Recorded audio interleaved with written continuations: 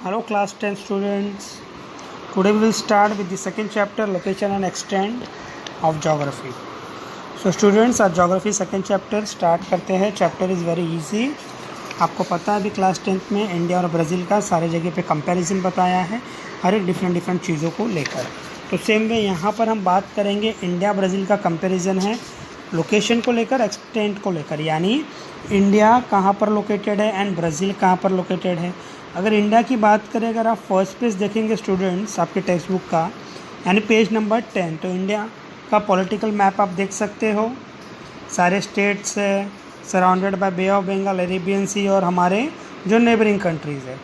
सो पहले देखते हैं इंडिया का लोकेशन कहाँ पर है. अगर इंडिया की बात करें स्टूडेंट्स, तो अर्थ के नॉर्दर्न और ईस्टर्न हेमिस्फीयर में इंडिया लोकेटेड है. और किस पार्ट में, तो India is located in this southern part. India किस कॉन्टिनेंट में आता है, एशियन कॉन्टिनेंट में. और आगे अगर आप देखोगे स्टूडेंट्स, तो दिया है fill in the degree values, यानी आपको बताना है कि इंडिया कितने लैटिट्यूड्स पर एंड कितने लॉन्जिट्यूड्स पर बेस्ड है. तो ये आपका एज अ होमवर्क होगा, प्लीज़ आपको ट्राई करना है. जैसे यहाँ पे दिया है dash degree 4 inches north to dash degree 6 inches north latitudes, यानी एग्जैक्ट किस डिग्री पर इंडिया लोकेटेड है. अगर हम डिग्री वाइज देखें, लैटिट्यूड लॉन्जिट्यूड्स लाइंस क्या होते हैं, आई होप आपको इतना इन्फॉर्मेशन होगा. तो भी आपके लिए एक बेसिक इन्फॉर्मेशन मैं दे दूँ. लैटिट्यूड्स लाइन यानी पैरेलल लाइंस, लॉन्जिट्यूड लाइंस यानी वर्टिकल लाइंस यानी स्ट्रेट लाइन. ठीक है, आगे इन्फॉर्मेशन क्या दिया है स्टूडेंट्स, इंदिरा पॉइंट. अगर आप मैप देखेंगे ध्यान से, तो मैप देखकर आप बता सकते हैं कि इंडिया का ये जो सदर्न मोस्ट पॉइंट है उसको हम कहते हैं इंदिरा पॉइंट. कहाँ पर है इंडिया के मैप में, बे ऑफ बंगाल आपको दिख रहा है ना, बे ऑफ बंगाल अरेबियन सी, इन दो ओशन से इंडिया सराउंडेड है, राइट. बे ऑफ बंगाल से अगर आप और नीचे आ जाए तो ऑब्जर्वेशन करने के लिए, तो आपको क्या दिखेगा, अंडमान और निकोबार आइलैंड्स, जो बे ऑफ बंगाल का ही पार्ट है, उसी पार्ट के नीचे आप देखेंगे तो इंदिरा पॉइंट है. इसको हमने नाम क्यों दिया, ताकि हम इससे आइडेंटिफाई कर सकें. अब आगे देखो फिगर 2.1 में इन लोगों ने क्या कहा है, you have to observe it, you have to identify the countries and water bodies around India, जो बहुत ईजिली फाइंड आउट करके आप एक नोटबुक में नोट डाउन कर सकते हैं. जैसे मैंने आपको बताया था, इंडिया मैप सराउंडेड है Arabian Sea, Bay of Bengal, ये वाटर बॉडीज़ का नॉलेज हो गया. नेबरिंग कंट्रीज़ क्लियरली मेंशन है, अफ़गानिस्तान, पाकिस्तान, चाइना, नेपाल एंड बाकी के सारे कंट्रीज़. तो ये भी आपको करना है. ये इतना सा इन्फॉर्मेशन था इंडिया के बारे में. चैप्टर काफ़ी छोटा है और सिर्फ और सिर्फ लोकेशन एक्सटेंशन के बारे में इन्फॉर्मेशन दिया हुआ है. तो स्टूडेंट्स, ये तो था इंडिया के बारे में इन्फॉर्मेशन. अब कंपैरिजन किससे है, ब्राज़ील से. ब्राज़ील की बात करें तो ब्राज़ील का कैपिटल क्या है, ब्राज़ीलिया. अब ब्राज़ील के लोकेशन को देखते हैं. Some part of Brazil lies in the northern hemisphere while most of it lies in the southern hemisphere. यानी अगर मैं ग्लोब एक अर्थ की बात करूँ तो ब्राज़ील कहाँ पर लाई करता है, नॉर्दर्न हेमिस्फीयर में. थोड़े पार्ट्स उसके नॉर्दर्न हेमिस्फीयर में है, लेकिन most of the part lies in the southern hemisphere. And not only that, also it lies in the western hemisphere. Western hemisphere में भी कुछ ब्राज़ील के पार्ट हैं. किस डायरेक्शन में, नॉर्दर्न पार्ट में. जैसे इंडिया का हम लोग ने देखा था ना, India located in the southern part of Asian continent, Brazil is located in the northern part of the south American continent. यानी जो साउथ अमेरिकन कॉन्टिनेंट है उसके ऊपर ब्राज़ील कंट्री लोकेटेड है. कहाँ कहाँ पे पार्ट्स है इसके, कुछ पार्ट्स नॉर्दर्न हेमिस्फीयर में, लेकिन most of the parts southern hemisphere, और कुछ पार्ट वेस्टर्न हेमिस्फीयर में. वेस्टर्न, सदर्न, नॉर्दर्न हेमिस्फीयर कैसे पता चलता है, ग्लोब बचपन में आपने सीखा था ना. ग्लोब बनाओगे सबसे टॉप पे क्या होता है, नॉर्दर्न हेमिस्फीयर. नीचे की तरफ आप जाओगे, सदर्न हेमिस्फीयर. आपके right hand side eastern hemisphere, आपके left hand side western hemisphere. ये भी ग्लोब आप एक बार बना के देख सकते हैं.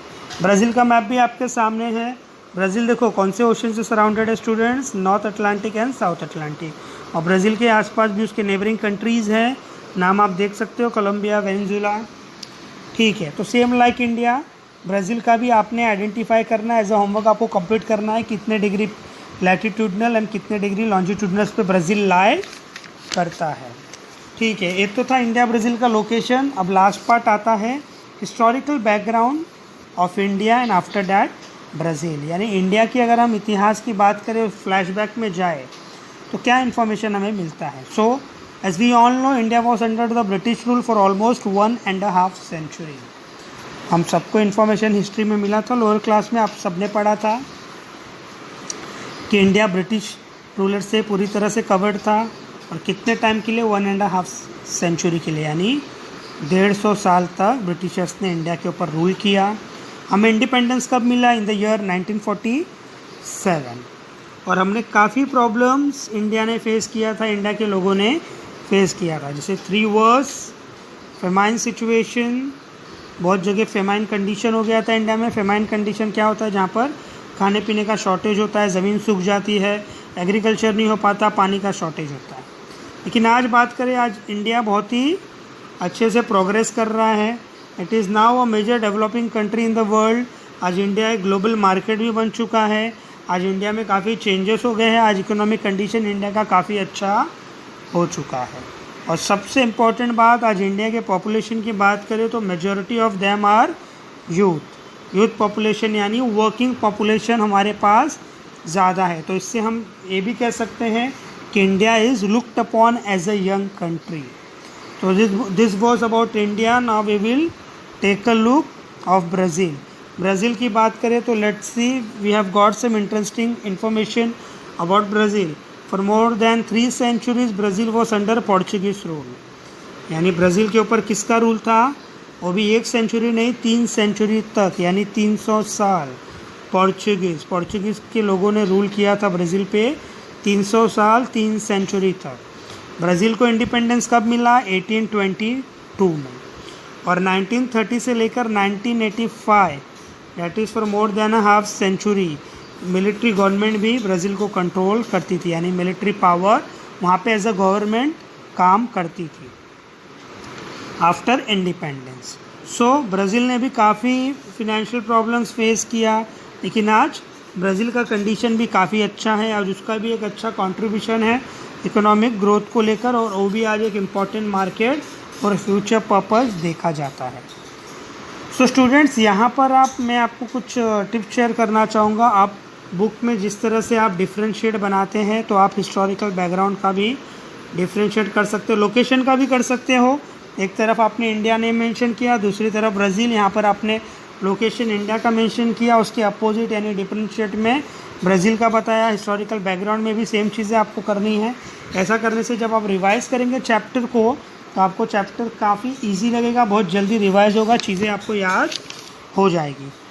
ओके, सो स्टूडेंट्स, ये चैप्टर यहाँ पे कंप्लीट होता है। आपको एज अ होमवर्क, जैसे मैंने बताया, डिफरेंशिएट करना है, चैप्टर को पूरा गो थ्रू करना है। कोई डाउट है then please contact me. Then in the next video we will start with the 3rd chapter, physiography and drainage.